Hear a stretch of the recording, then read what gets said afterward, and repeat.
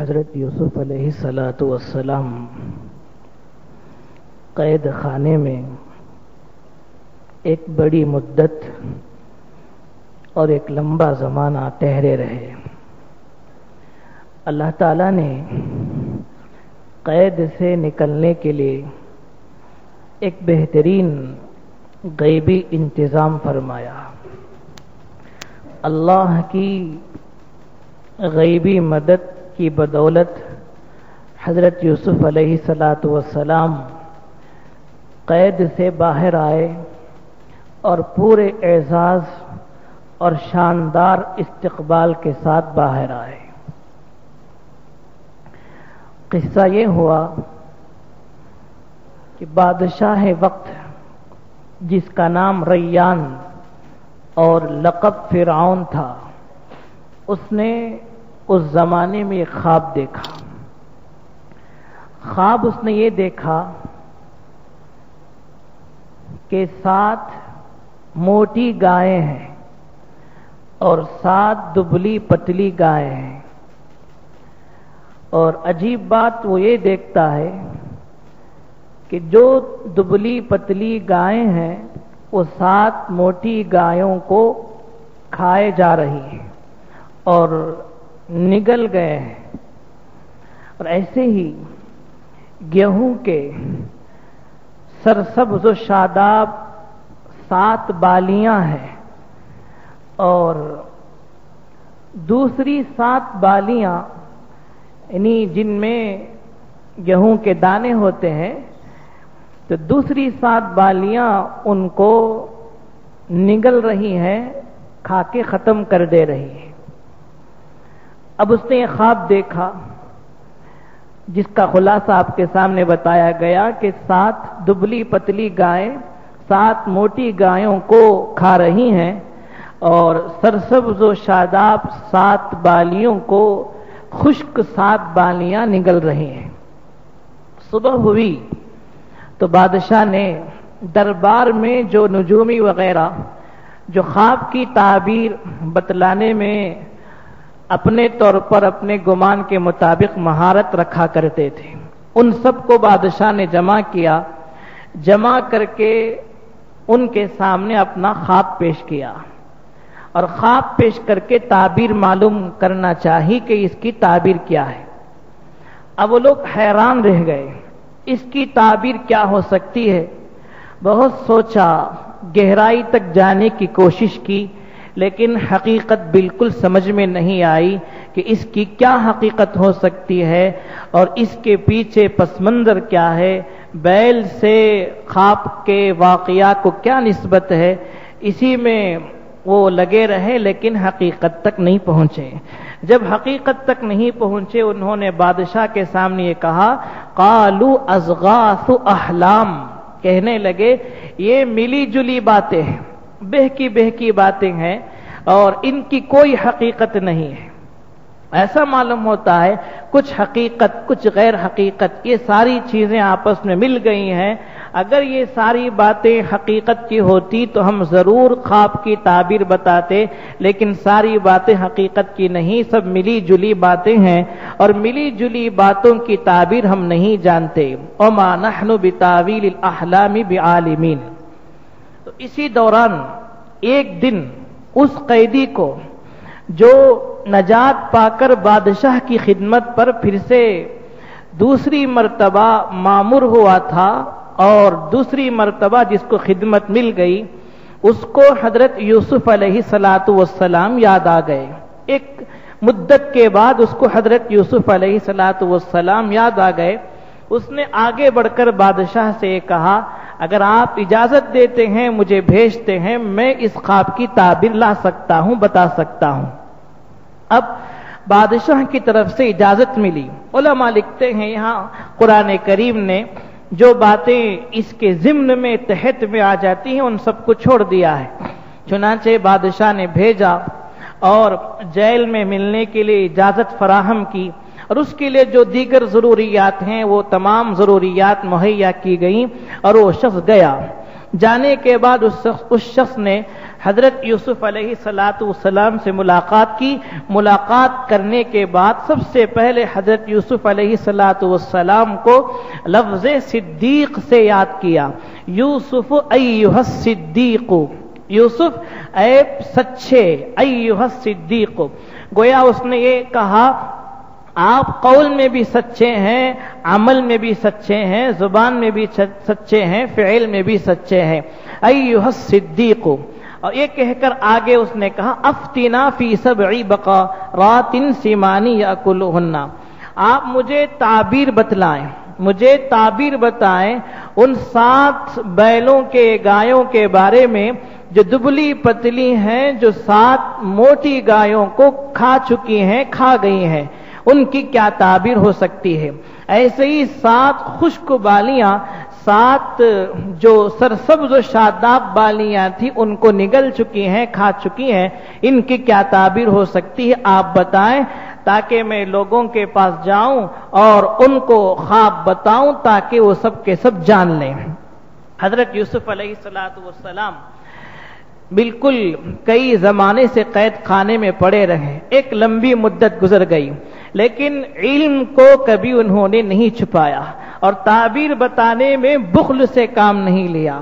اور اگر کوئی دوسرا ہوتا تو اتنا لمبا زمانہ چونکہ سزا اس نے بھگتی ہے، تکلیف کو اس نے تکلیف اٹھائی ہے، وہ یہ کہہ دیتا کہ مجھے خواب سے کوئی واسطہ نہیں، میں بالکل نہیں بتاؤں گا، اور یہ ناس ہو جائے، تباہ و برباد ہو جائے، مجھے کیا تعلق ہے.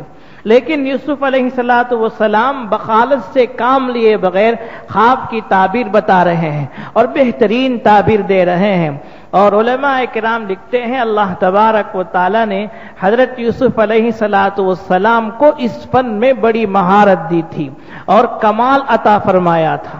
چنانچہ حضرت یوسف علیہ السلام کہتے ہیں کہ تم لوگ 7 سال تک کاشتکاری کیا کرو گے، زمین پر ہل جوت کر جو غلے، اناج، دانے وغیرہ ہیں ان سب کو اگاؤ گے. اگانے کے بعد یہ 7 سال تک کا جو زمانہ ہے بڑا خوشحال زمانہ ہوگا، بہترین زمانہ ہوگا، اناج، غلہ وغیرہ کی فراوانی ہوگی. اس کے بعد دوسرے 7 سال آئیں گے جو قحط سالی کے ہوں گے، اور ان 7 سالوں میں جو قحط سالی کے ہوں گے جو کچھ دیگر زمانے کے غلہ، اناج وغیرہ تھے وہ سب کے سب ختم ہو جائیں گے، اور اس میں یہ غلہ، اناج وغیرہ باقی نہیں رہیں گے، بس بہت تھوڑا سا باقی رہے گا جو بونے کے لیے، بیج کے لیے کام آئے گا. اس کے علاوہ ذخیرہ کرنے کے لیے کوئی اکٹھا نہیں ہوگا، کوئی مال اور سرمایہ باقی نہیں رہے گا.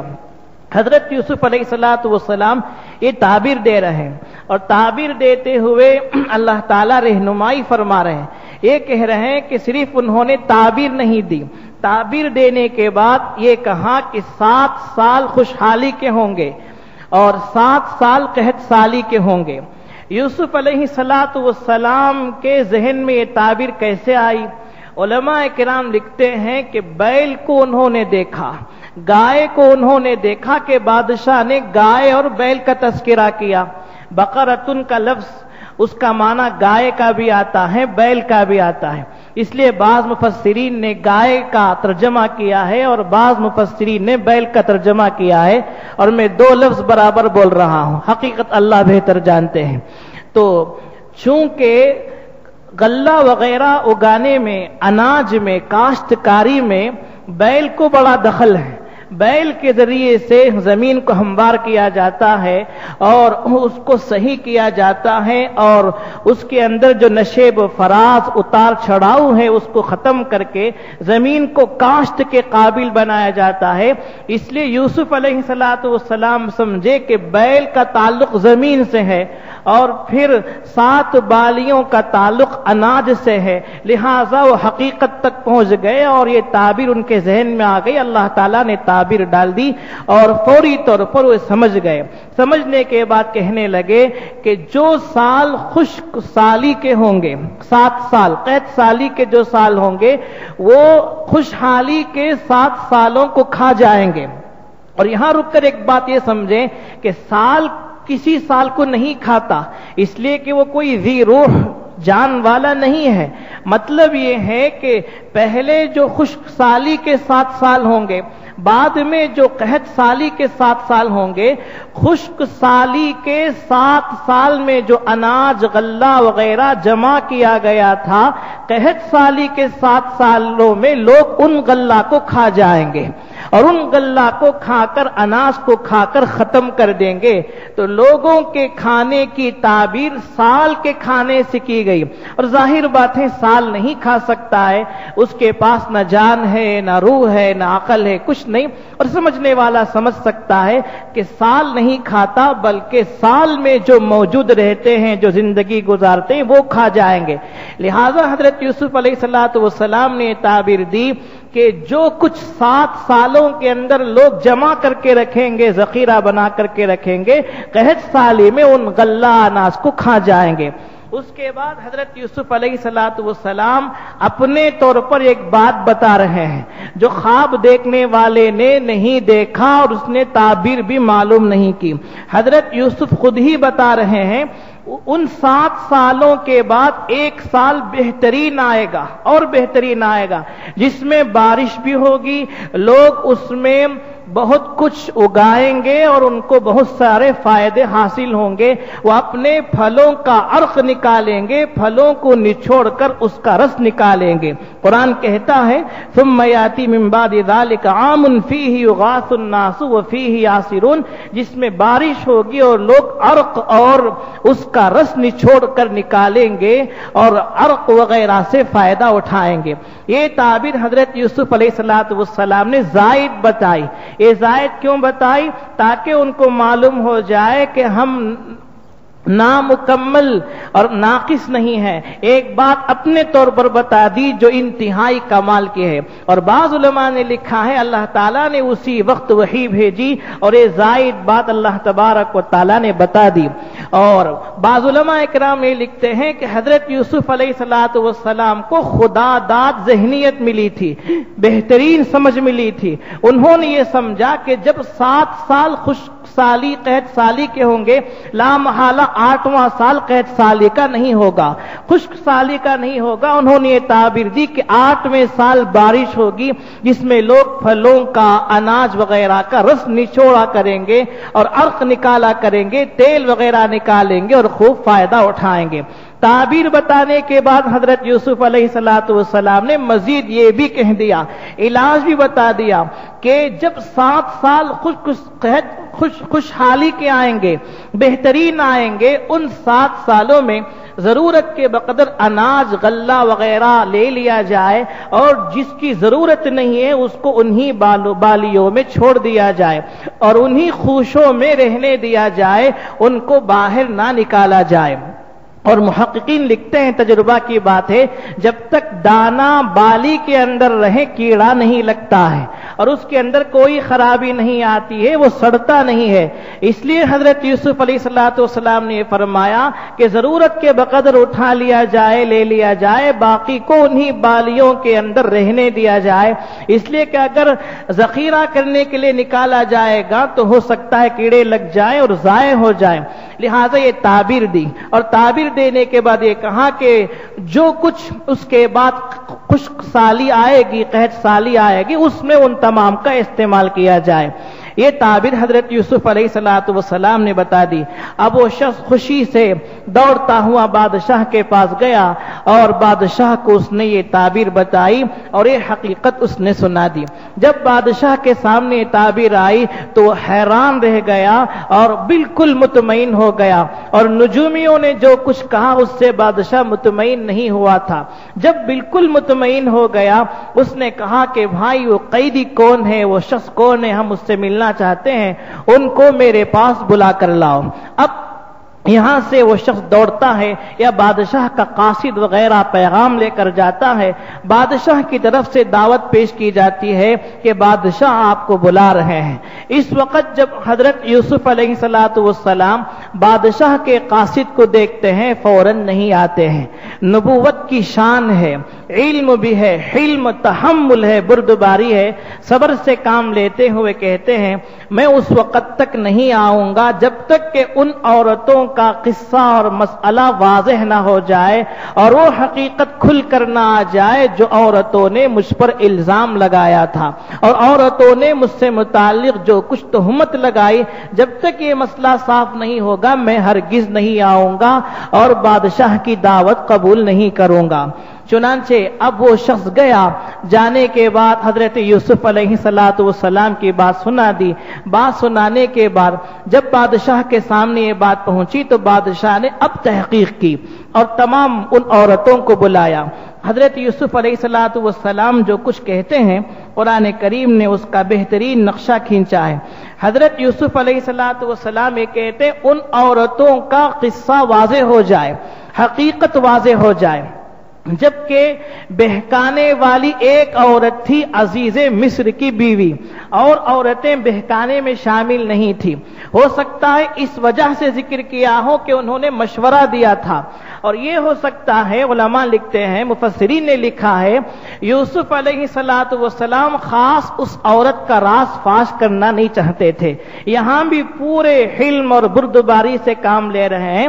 جس عورت نے الزام لگایا اور جس عورت کی وجہ سے جیل میں گئے اس کا نام تک نہیں لے رہے ہیں، اس سے تحقیق کرنے کے لیے نہیں کہہ رہے ہیں، بلکہ کہہ رہے ان عورتوں کا قصہ معلوم کرو جنہوں نے اپنے ہاتھ کاٹ لیے تھے اور چھری سے اپنے ہاتھوں کو زخمی کیا تھا، وہ کیا مسئلہ ہے، تاکہ بات واضح ہو جائے۔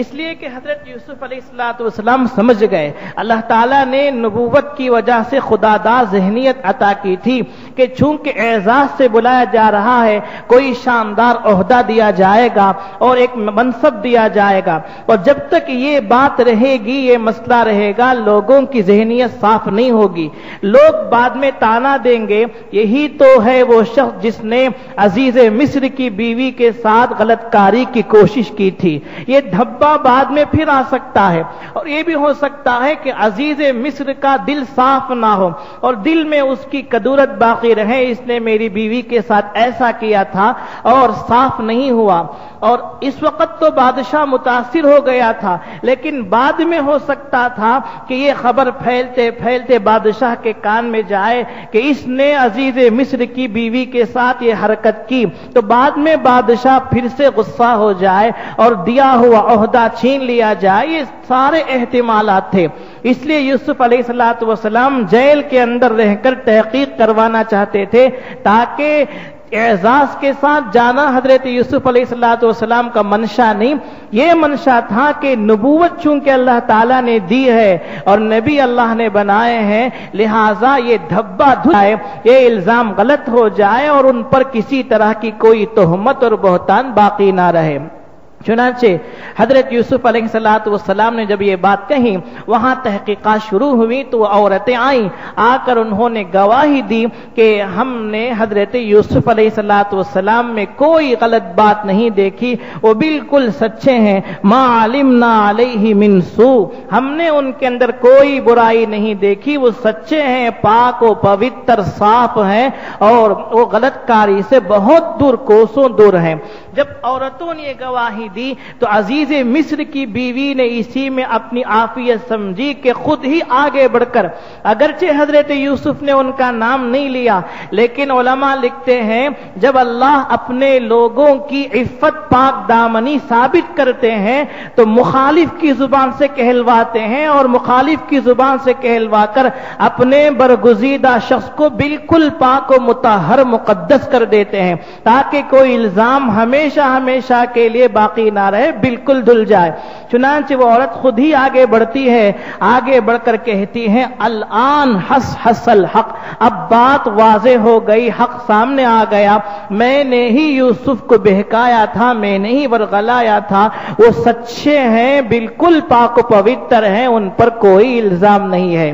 اور یوسف علیہ السلام نے جو یہ تحقیق کروائی، حضرت یوسف کا مقصد یہ بھی تھا، جیسا کہ قرآن کہتا ہے لِيَعْلَمَ أَنِّي لَمْ أَخُنْهُ بِالْغَيْبِ، بادشاہ جان لے، عزیز مصر جان لے، لوگ جان لے کہ جس کو عزیز مصر نے امین و امانت دار سمجھ کر، بہترین نافع اور فائدہ مند سمجھ کر گھر پہ رکھا تھا، وہ یہ جان لے کہ میں نے اس کی غیر موجودگی میں کوئی خیانت نہیں کی اور کوئی ناجائز کام نہیں کیا، وہ جان لے۔ اور یہ بات بھی واضح ہو جائے، اللہ نافرمانوں کو ہدایت نہیں دیتے، راہنمائی اللہ کی طرف سے نہیں ہوتی۔ چنانچہ بات واضح ہو گئی، حضرت یوسف علیہ السلام کو پھر پورے اعزاز کے ساتھ لایا گیا۔ حضرت یوسف علیہ السلام کے سامنے یہ پوری طرح سے حقیقت کھل گئی کہ غلطی عورتوں کی طرف سے ہوئی تھی، حضرت یوسف کی طرف سے نہیں ہوئی۔ چنانچہ حضرت یوسف علیہ السلام پورے اعزاز کے ساتھ آئے، لیکن آتے بھی حضرت یوسف علیہ السلام کی تواضع، کسر نفسی دیکھیے، کہتے ہیں وَمَا أُبَرِّئُ نَفْسِي إِنَّ النَّفْسَ لَأَمَّارَةٌ بِالسُّوءِ، میں اپنے آپ کو بری قرار نہیں دیتا، اگرچہ اس مسئلے میں بری ہوں اور پوری طرح سے منزہ، مطہر، مقدس، پاک و صاف ہوں، لیکن اپنے آپ کو بری قرار نہیں دیتا، اس لیے کہ نفس تو ہمیشہ برائی کا حکم کیا کرتا ہے۔ ہاں جب میرا رب رحم کرے گا تو وہی بچا لے گا، اور اسی سے حفاظت، عفت، عصمت، پاک دامنی حاصل ہوتی ہے۔ اللہ عمل کی توفیق عطا فرمائے۔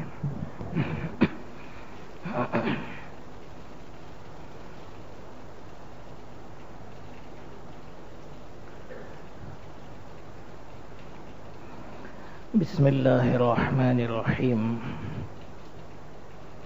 نحمده ونصلی علی رسوله الکریم۔ حضرت یوسف علیہ السلام کی پاک دامنی اور عفت و عصمت جب ثابت ہو گئی اور تحقیقات سے خود عورتوں نے یہ ثبوت پیش کر دیا کہ غلطی ہم سے ہوئی ہے، یوسف علیہ السلام پاک ہیں، تو اب بادشاہ نے حضرت یوسف علیہ السلام کو دعوت دی۔ حضرت یوسف علیہ السلام کے پاس جب بادشاہ کی دعوت پہنچی تو سب سے پہلے حضرت یوسف علیہ السلام قید خانے میں قیدیوں کے لیے دعا کیے۔ قیدیوں کو دعا کرنے کے بعد غسل کر کے پاک و صاف کپڑے تبدیل کیے، پھر بادشاہ کے دربار میں پہنچے۔ بادشاہ کے پاس اعزاز ہوا۔ حضرت یوسف علیہ السلام نے عربی میں سلام کیا، السلام علیکم ورحمۃ اللہ، اور عبرانی زبان میں بادشاہ کے لیے دعا دی۔ دو مختلف زبانیں حضرت یوسف نے استعمال کی۔ اس کے بعد بادشاہ سے کچھ دیر بات ہوتی رہی، بادشاہ مختلف زبانوں میں ان سے باتیں کرتا رہا۔ حضرت یوسف علیہ السلام ان تمام زبانوں میں جواب دیتے رہے، جس زبان میں بادشاہ نے بات کی اسی زبان میں حضرت یوسف نے جواب دیا، اور ان سب زبانوں کے علاوہ اپنی طرف سے دو زبانیں پیش کی، ایک عربی اور دوسری عبرانی، جو بادشاہ ان زبانوں کو نہیں جانتا تھا۔ اس کے بعد بادشاہ نے خواہش ظاہر کی اور یہ درخواست رکھی کہ خواب کی تعبیر میں براہ راست سننا چاہتا ہوں، اس لیے کہ میں نے قاصد سے خواب کی تعبیر سنی تھی، اب میں براہ راست سننا چاہتا ہوں۔ حضرت یوسف علیہ السلام نے خواب کی تعبیر بتانے سے پہلے وہ ساری تفصیلات بتا دیں جو بادشاہ نے دیکھی تھیں، لیکن بادشاہ نے ان تفصیلات کو کسی کے سامنے واضح نہیں کیا تھا۔ بادشاہ نے کسی کے سامنے ان تفصیلات کو واضح نہیں کیا تھا، وہ ساری تفصیلات بادشاہ کے سامنے حضرت یوسف علیہ السلام نے بتا دی تھی. تو بادشاہ حیران رہ گیا، حیران اور تعجب میں پڑ گیا کہ یہ ساری چیزیں آپ کو کیسے معلوم ہوئی، میں نے تو اس کو کسی پر واضح نہیں کیا تھا. الغرض حضرت یوسف علیہ السلام کا معتقد ہو گیا. آگے چل کر اس نے حضرت یوسف علیہ السلام سے درخواست کی، یہ کہا کہ یہ جو تعبیر آپ نے بتائی اس کا علاج کیا ہے؟ تو حضرت یوسف علیہ السلام نے علاج بتایا کہ شروع کے 7 سال جو خوشحالی کے ہوں گے، ان 7 سالوں میں بہترین انداز میں اناج غلہ وغیرہ اگایا جائے، اور جتنا عام معمول ہے اس سے کہیں زیادہ اگایا جائے. اگانے کے بعد لوگ اس کا 5واں حصہ ذخیرہ کر کے رکھتے رہیں، 5واں حصہ جمع کر کے رکھتے رہیں، اور اس کے علاوہ اپنے پاس بھی محفوظ رکھیں. اور جو سرکاری اناج اور غلہ وغیرہ جو سرکاری ہیں اور سرکار کو جہاں جہاں سے حاصل ہوتے ہیں، ان سب کو بھی محفوظ رکھا جائے. ضرورت کی بقدر ضرورت کی مقدار خرچ کرنے کے بعد کسی کو ضائع نہ کیا جائے. اب بادشاہ نے یہ کہا یہ تدبیر اچھی ہے، لیکن اس کو کون ادا کر سکتا ہے اور ان تمام چیزوں کی نگرانی کون کر سکتا ہے؟ یہ تو مشکل کام ہے. حضرت یوسف علیہ السلام آگے بڑھ کر کہتے ہیں، اجعلنی علی خزائن الارض انی حفیظ علیم. آپ مجھے زمین کے خزانوں کا مالک بنا دیں، نگران بنا دیں، بے شک میں حفاظت کرنے والا ہوں، خوب جاننے والا ہوں. حضرت یوسف علیہ السلام نے درخواست پیش کی، پہل کر کے آگے بڑھ کے یہ کہا کہ مجھے آپ زمین کے خزانوں کا نگران اور محافظ بنا دیں، اس لیے کہ میں حفیظ بھی ہوں، علیم بھی ہوں. حضرت یوسف علیہ السلام نے 2 باتیں پیش کی. ایک تو یہ ضرورت پیش کی کہ سب سے پہلے خزانے کی حفاظت ضروری، خزانے کو ضائع نہ کیا جائے، مال کو ضائع نہ کیا جائے، بیکار نہ کیا جائے. یہ صفت میرے اندر بدرجہ اتم موجود ہے، پوری طرح سے موجود ہے، لہذا میں حفاظت کرنے والا ہوں. اور دوسری صفت یہ ہے کہ جب خزانہ جمع ہو جائے اور وہ ضائع نہ ہو تو صحیح پورے علم اور واقفیت کے ساتھ اس کو خرچ کیا جائے. کہیں ایسا نہ ہو کہ جہاں ضرورت نہ ہو وہاں اس کا خرچ ہو جائے بے جا، اور جہاں اس کی ضرورت نہ ہو وہاں خرچ ہونے سے خزانہ ضائع ہو جائے گا. لہذا میں ایک تو حفاظت بھی پوری طرح سے کروں گا، اور مجھے معلوم بھی ہے کہ ضرورت کے موقع، ضرورت کے مواقع کہاں ہیں، ضرورت کہاں ہے کہاں نہیں ہے. اب بادشاہ نے حضرت یوسف علیہ السلام کو ان کی درخواست پر فوری طور پر زمین کا نگران نہیں بنایا، خزانوں کا مالک اور محافظ نہیں بنایا، بلکہ 1 سال تک اپنے پاس شاہی مہمان بنا کے رکھا. پورے اعزاز اور اکرام کے ساتھ 1 سال تک حضرت یوسف علیہ السلام شاہی مہمان بن کر رہے، اور 1 سال کے بعد اس نے نہ صرف خزانے کا مالک بنایا بلکہ پورے تخت و تاج اور پوری سلطنت حضرت یوسف علیہ السلام کے حوالے کر دی. مفسرین نے لکھا ہے حضرت یوسف علیہ السلام کی درخواست پر بادشاہ نے سلطنت فوری حوالے نہیں کی. وہ دیکھنا چاہتا تھا 1 سال تک کہ ان کے اندر یہ تمام صفات ہیں یا نہیں، ان کے اخلاق و عادات کیا ہیں. 1 سال تک جب اس نے ان تمام باتوں کا مشاہدہ کیا، اس کو خوب اطمینان ہو گیا کہ یہ واقعتاً یہ تمام کام بہترین طور پر انجام دیں گے. چنانچہ 1 سال کے بعد حضرت یوسف علیہ السلام مالک بن گئے، اور خزانے کا محافظ اور نگران ان کو بنا دیا گیا. اس کے بعد اب حضرت یوسف علیہ السلام وہ بہترین انتظامات کرنے لگے اور ان تمام انتظامات میں اپنے آپ کو لگا دیے. اسی دوران عزیز مصر جو مصر کا وزیر خزانہ تھا اس کا انتقال ہو گیا، جس کا نام قطفیر لکھا گیا ہے۔ قطفیر جس کا نام بتایا گیا ہے، اور بھی دوسرے نام بھی ذکر کیے گئے ہیں، اس کا انتقال ہوا۔ اس کے انتقال کے بعد بادشاہ نے اس کی بیوی سے حضرت یوسف علیہ السلام کا نکاح کر دیا، جن کا نام زلیخا ہے۔ حضرت زلیخا سے حضرت یوسف علیہ السلام کا نکاح ہوا۔ جب نکاح ہو گیا تو حضرت یوسف علیہ السلام نے یہ کہا، اب تم بتاؤ نکاح کی یہ صورت بہتر ہے یا وہ جس کی طرف تم مجھے دعوت دے رہی تھی؟ حضرت زلیخا معذرت کے ساتھ اپنا عذر بیان کیا اور انہوں نے سر جھکا لیا۔ اس کے بعد آپس میں بڑی محبت ہو گئی اور حضرت یوسف علیہ السلام ان سے محبت کرنے لگے، اور اللہ تبارک و تعالی نے دونوں میں بڑی محبت ڈال دی، اور یہی سلسلہ چلتا رہا۔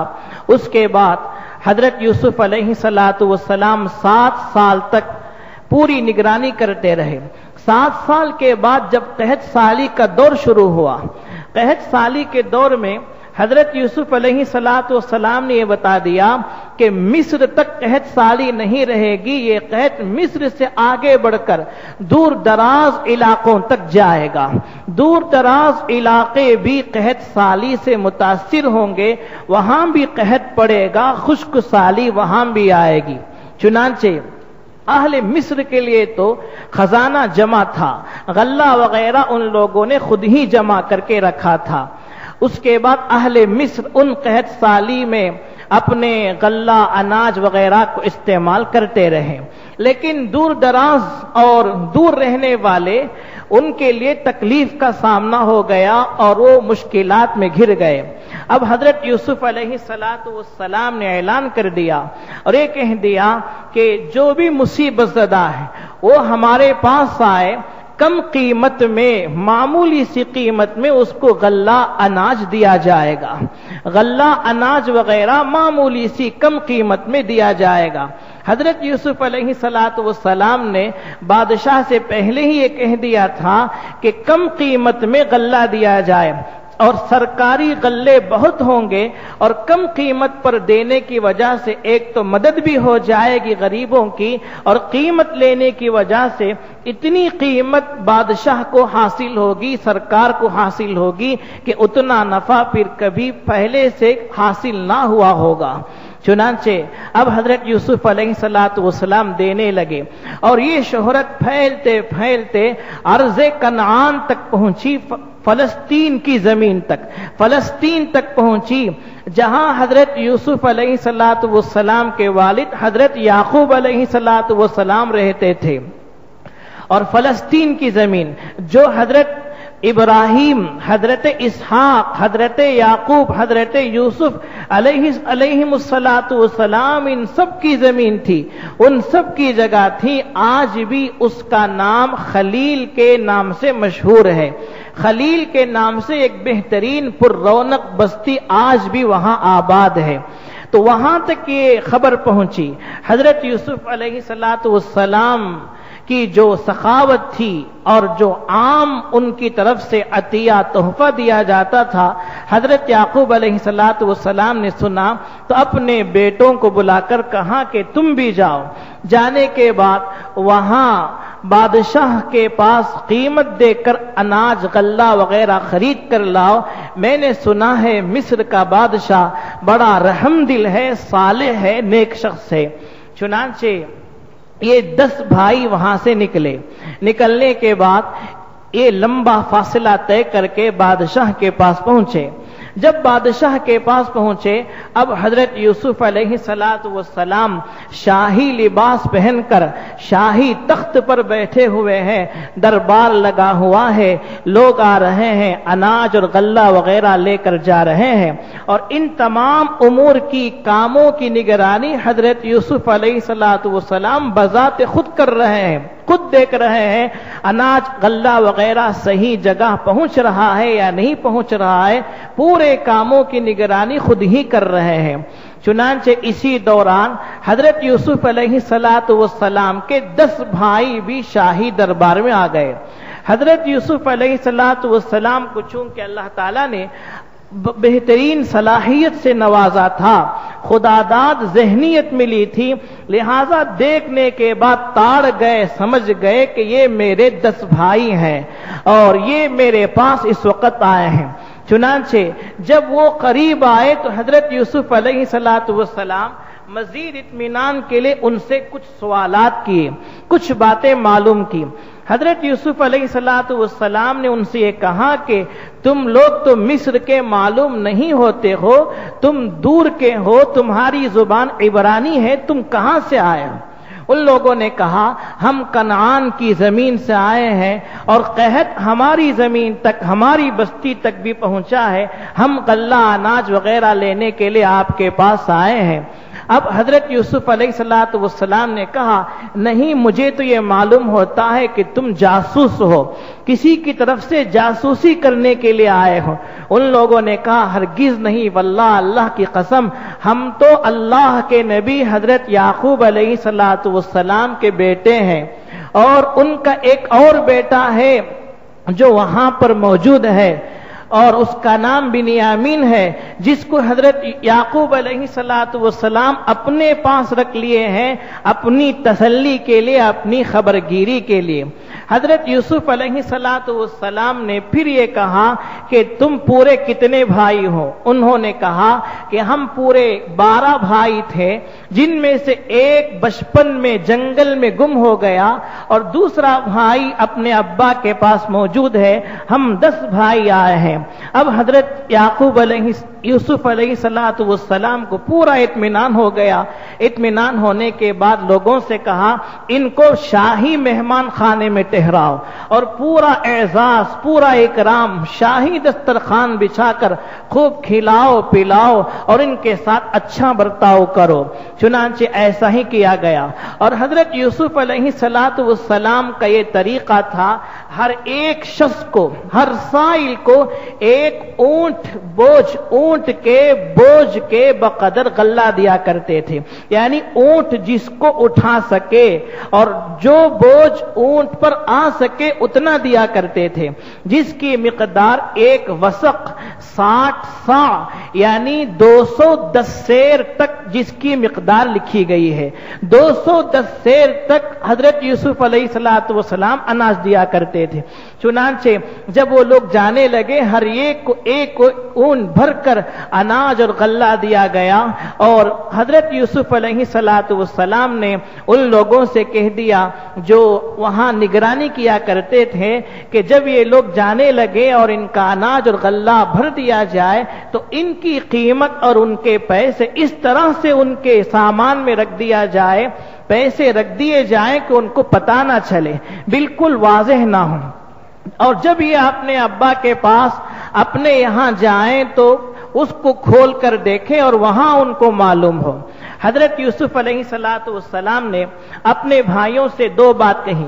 ایک تو یہ کہا کہ جب دوسری مرتبہ آؤ تو اپنے سوتیلے بھائی کو ضرور لے کر آؤ، اس لیے کہ میں ماپ اور غلہ تم کو پورا دیا ہوں اور میں نے تمہارا بڑا اکرام کیا ہے، اعزاز کیا ہے۔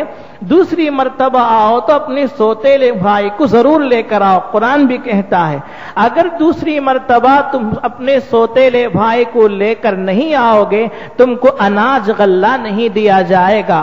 ابھی تک ان لوگوں نے نہیں پہچانا کہ حضرت یوسف علیہ السلام ہے، اور حضرت یوسف نے ان کو پہلی فرصت میں پہچان لیا۔ چنانچہ جب وہ لوگ وہاں سے جانے لگے ان کی قیمت ان کے سامان میں رکھ دی گئی اور وہ لوگ چلے گئے۔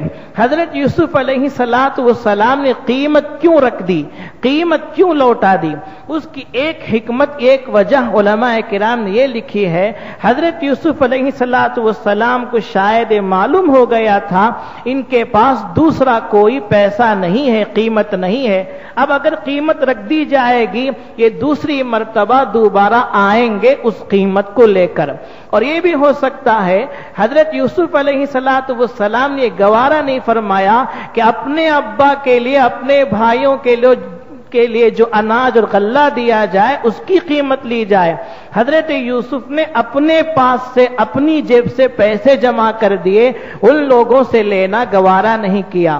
تیسری حکمت علماء کرام نے مفسرین نے یہ بیان کی ہے کہ جب یہ لوگ جائیں گے اور سامان میں قیمت ملے گی اور پیسے واپس ملیں گے تو اس وقت حضرت یعقوب علیہ السلام چونکہ نبی ہیں وہ فوراً ان پیسوں کو لوٹائیں گے اور وہ سمجھ جائیں گے، یہ کہہ دیں گے کہ یہ مصر کے شاہی خزانے کی امانت ہے جو تمہارے لیے جائز نہیں، لہٰذا یہ پیسے ضائع نہیں ہوں گے، پھر مجھے مل جائیں گے اور کسی نہ کسی طرح سے یہ 10 بھائی اور میرا حقیقی بھائی واپس آئے گا اور میری ان سب سے ملاقات ہوگی۔